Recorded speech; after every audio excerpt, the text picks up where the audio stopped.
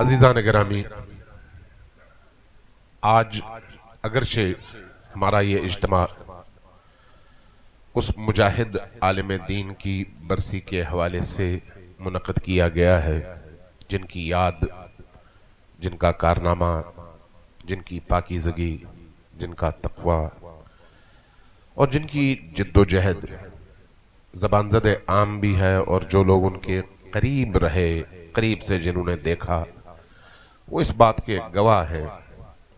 کہ اللہ کی اس آیت کے بہترین مصادیق میں سے ایک مصداق شہید ضیاء الدین رضوی ہیں، جن کے بارے میں،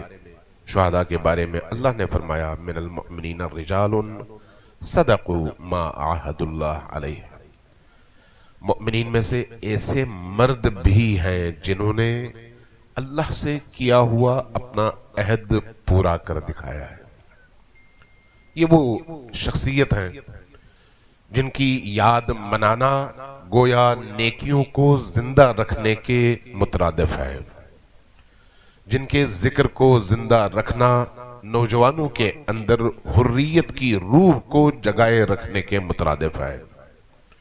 جن کے تذکرے کو نئی نسل تک پہنچانا گویا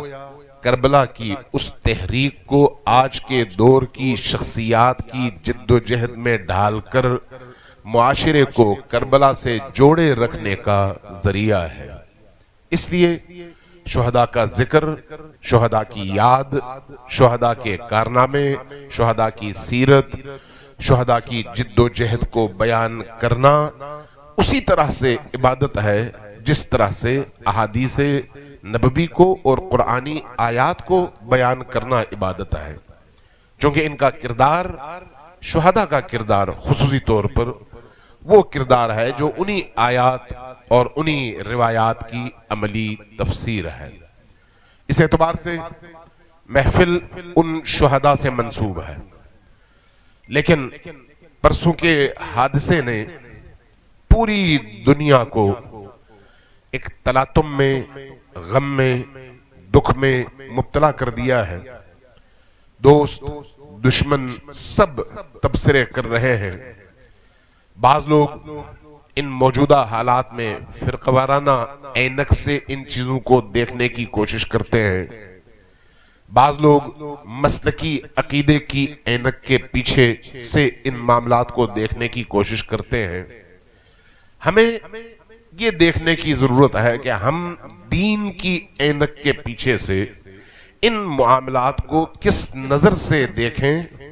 اور اس سے ہم کیا سبق حاصل کریں۔ کیا یہ واقعی ایک ایرانی جرنیل کا مسئلہ ہے، یا ایک عراقی کمانڈر کا مسئلہ ہے، یا شیعہ مسلک کی کسی شخصیت کا مسئلہ ہے، یا پھر ہمیں ان اینکوں کو اتار کر بھی کسی اور زاویے سے ان امور کو دیکھنے کی ضرورت ہے؟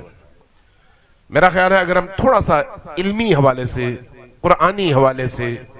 سیرت اہل البیت کے حوالے سے، اور خصوصی طور پر دین کے آفاقی تصور کے حوالے سے ان چیزوں کو، ان معاملات کو دیکھنا شروع کر دیں تو یقیناً ہمارا ویژن بدلے گا، ہماری سوچ بدلے گی، اور سوچ اور ویژن کے بدلنے کے ساتھ ساتھ ہمارے عمل کا انداز، ہمارے رویے بھی تبدیل ہو جائیں گے۔ پھر ہم بہت ساری چیزوں میں شاید عمل کے اعتبار سے ویسے نہ کریں جیسے ہم پہلے کرتے تھے، بلکہ ایک نیا طریقہ کار اختیار کر سکیں۔ اس لیے اس پوری جد و جہد کو قرآن کی نگاہ میں سمجھنے کی ضرورت ہے۔